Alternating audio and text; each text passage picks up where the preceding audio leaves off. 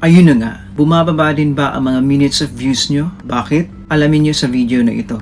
Marami na po sa inyo ang mga nagtatanong kung bakit kako bumababa ang minutes of views nyo sa 60,000 minutes na kailangan yung bunuin. Hindi ko po kayo agad masagot-sagot kasi hindi ko pa talaga siya naranasan. Pero kanina lang, nang tinignan ko sa page ko, laking gulat ko, bakit bumaba yung views ko talaga doon. May minutes views na po ako doon na 167k plus na. Pagkatingin ko kanina, nagulat ako, 130,000 views na lang siya. Sabi ko, nasaan napunta yung 30,000 views? Dahil sa kagustuhan kong mabigyan ng linaw kung bakit siya bumababa talaga at para na din masagot yung mga katanungan nyo din, minabuti ko po itong itanong kay Meta at ito po yung tanong ko sa kanila. I have a question regarding minutes of views criteria. Where did my 30k plus views go? I worked so hard to obtain those minutes and when I check my account, instead of growing, it drastically go down. Thank you for the response, Wilhelm. We can explain this to you. For your information, the calculation is done for the last 60 days. Therefore, as date passes by, the calculation shall be different. The last 60 days today is different set of date compared to the last 60 days tomorrow or day after. So basically, your system is removing the old data that does not fall on the latest 60 days counting. That is the perfect understanding on this Wilhelm.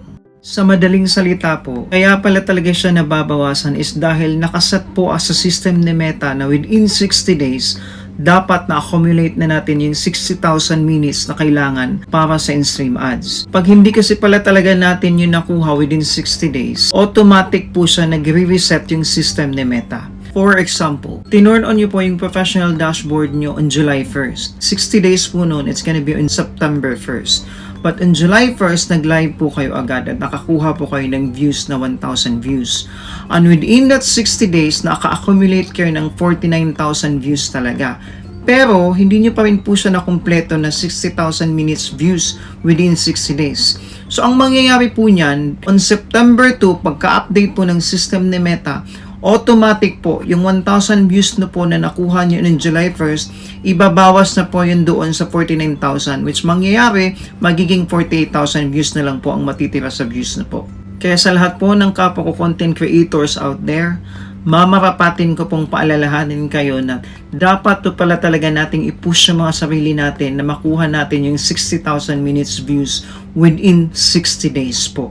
Otherwise, mababawasan po yung mga minutes of views po natin after 60 days talaga. Kung kailan tayo nag-umpisang i-turn on yung mga professional dashboards po natin. Kaya pala talaga tataka tayo bakit nawawalan or bumababa yung mga views po natin. Kaya I suggest mag-upload po kayo ng mga reels po o di kaya videos at least 3 to 4 minutes po. O di kaya mag-live po kayo 2 to 3 times a week para mas mapabilis po yung pagkuha nyo sa 60,000 minutes na kailangan nyo pong buuhin para makuha nyo po yung in-stream ads po. Just the same goes with people na merong mga pages na kailangan makakuha ng 600,000 minutes para po doon sa live ads. For more tips and questions on creating reels, follow for more. Bye!